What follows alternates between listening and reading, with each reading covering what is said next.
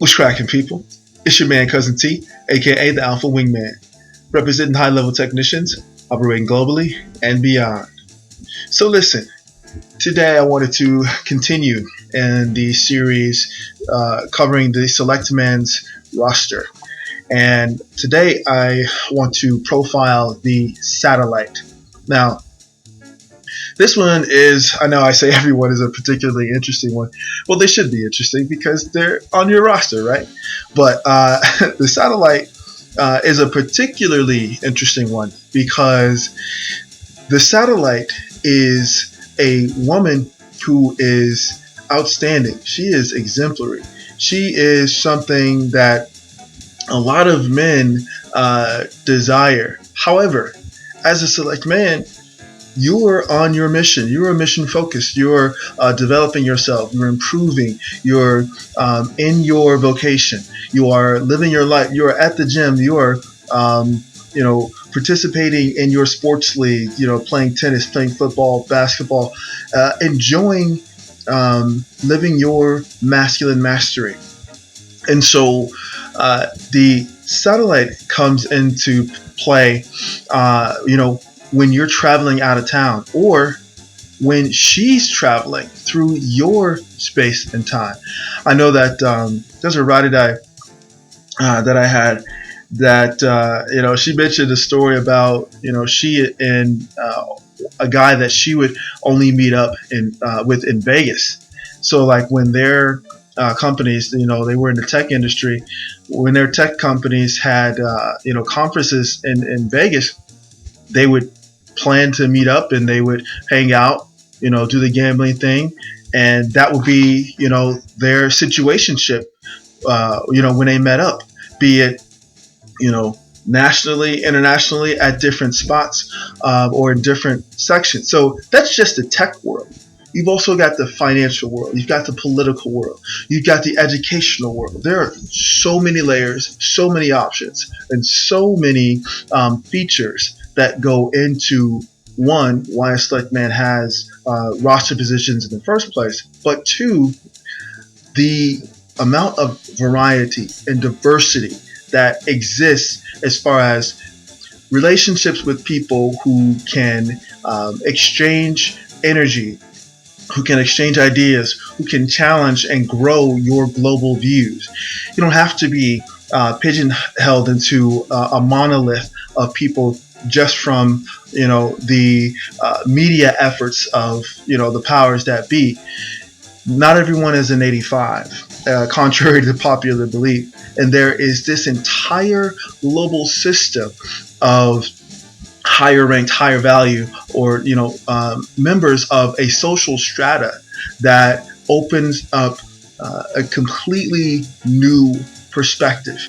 That's one of the primary reasons why the select manosphere exists. It is to open up and to have men who are pre-select and may be select and not even know it, have them expand their eyes and open their purview to this wealth of options that they have, both personally, professionally, vocationally, and physically, relationship-wise, in terms of the type of women that they would like to interact with and exchange energy with. So that's just the beginning. That is just this that we're breaking down, or that I'm breaking down now in this particular series. This is just to give you a format. We're not even getting down into the depths of things as far as the subtle nuances of managing the roster positions. That's for a webinar. So for those interested, we'll see about making that happen. But in any case, getting into the Satellite profile, she tends to be the 92 octane and the 100 octane. This is because she is a jet setter. She is a traveler. She is someone who is in a position who moves around a lot. She is on the scene. She is, in her space, in her wheelhouse. She is catching her stride professionally, catching her stride socially. This can be a bottle model. The chicks that bring out the bottles that have fireworks and VIP. She can be a flight attendant, Oh man, there's so many stories that I can tell you about flight attendants, and if I can, I'll pull some up from my phone and post some pictures. These are just samples of the ones that are on Tinder and other social media platforms. That's why I definitely encourage, and I'll make another video about this, that men incorporate, not focus, but incorporate social media and dating apps as alternative options to meeting women in the natural world, in their spaces, museums, libraries, bars, clubs, universities, anywhere. I mean, when you have a level of mastery, even just walking outside of your door, or walking through your downtown's park systems, or the river walk, any and every space that a select man or a masculine master has the opportunity to navigate through, has the potential for many, many women of varying backgrounds and octane grades, and just cultural traditions that have so much to share with you that it would be impossible to classify and to observe all of them. This is just a guideline, or an overall framework, if you would, for a select man's roster.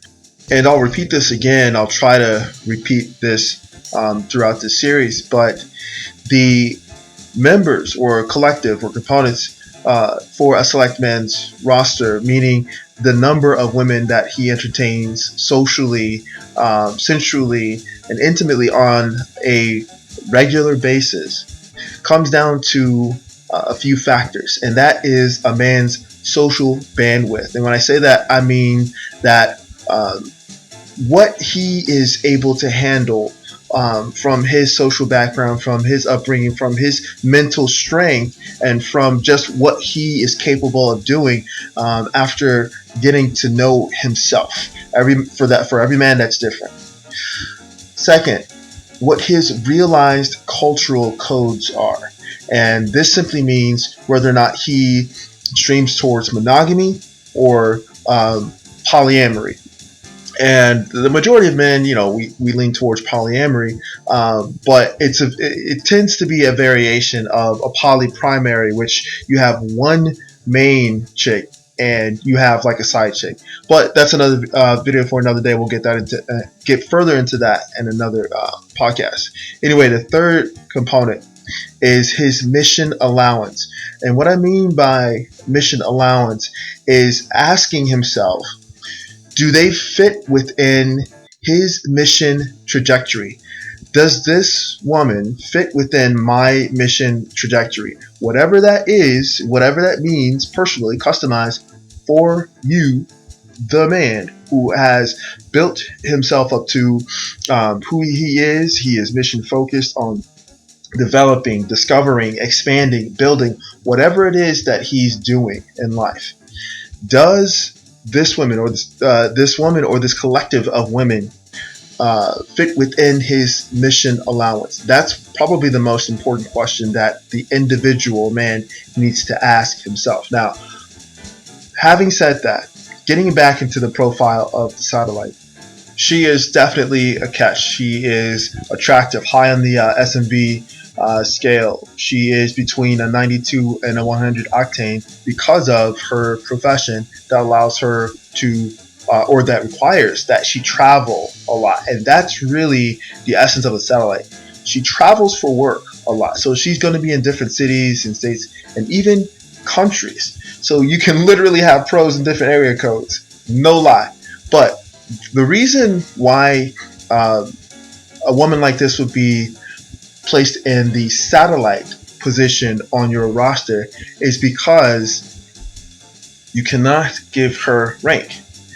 And this is an important thing. It'll be challenging because she has all of those qualities, seemingly all of those qualities that you would expect or appreciate in a woman who you'd like to give rank to. However, she's traveling, you're not seeing each other on a regular basis. You could go literal months without seeing each other, or even texting or speaking on the phone, or however you like to communicate.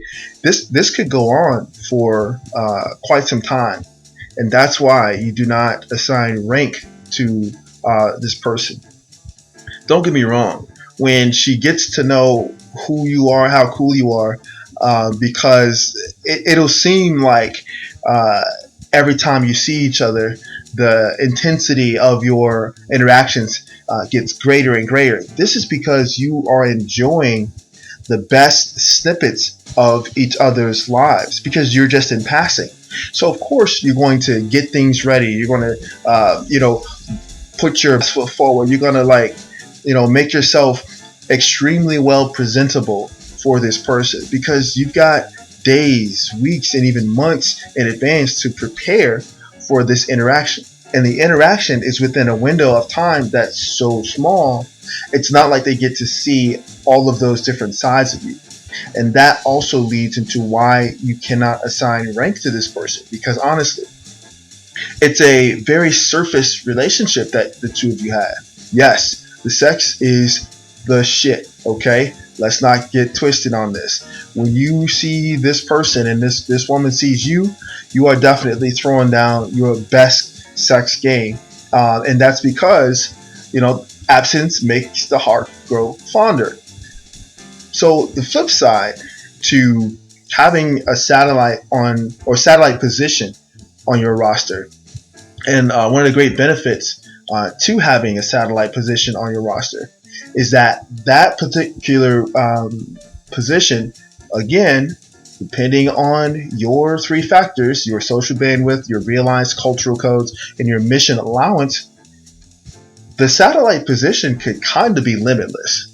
There's some guys who have, a 40 position, believe it or not, trust, but this is why you can see, hopefully this makes more sense why some guys can have, double digit roster position. This is because he's obviously not seeing all these women every day. He's not even seeing all these women every week or every month. However, because of the nature of his vocation and the nature of the lifestyles of the women that he has on his rosters, he's able to manage these particular relationships and manage these interactions and a rhythm that is specific to his signature. That's the essential part of a select man's roster. Positioning women to the rhythm of your signature. But in order to establish that, you have to know who you are first. You have to have yourself developed. You have to have your environment intact. And you have to understand what your world purview is. These three things are hammered home on the Patreon side. But to wrap up the profile of the satellite, here's the best part at the end of the day. You get to recharge each other and offer worldly and field-tested perspectives to each other. Remember, relationships are all about an exchange of value. And the most important exchange that you can offer another person, especially throughout your roster positions, is the exchange of energy. She knows about your ride or die, and if you have a queen bee, she knows about her. But again, gentlemen, your satellites cannot have rank. She cannot have the ability to eliminate. She cannot have the ability to authorize or to make, life-altering decisions in your world. She's just not that pivotal a part of your world in order to be able to make those decisions in a holistic and sound way. So, we got one more roster position left, and I know you've been waiting for it. It is the profile of the queen bee. Gentlemen, get ready for this one. This is probably going to be the most interesting one. I will try to take my time. I know I tend to talk fast, but a lot of guys in this space, and a lot of guys in general, and in the modern, mating space, tend to be standoffish and leery and understandably apprehensive about selecting and installing a queen bee, whether they have a roster or whether they've been holding off getting into committed relationships. I'm going to take my time with that one, but stay tuned for that. One last note, I will on the Patreon side tell a story about a satellite that ended up being the best I ever had. I know that is a very sweeping statement, but stay tuned. It is worth the trip. And as always, this is your man Cousin T, aka the Alpha Wingman, saying stay sharp and mission focused. Later.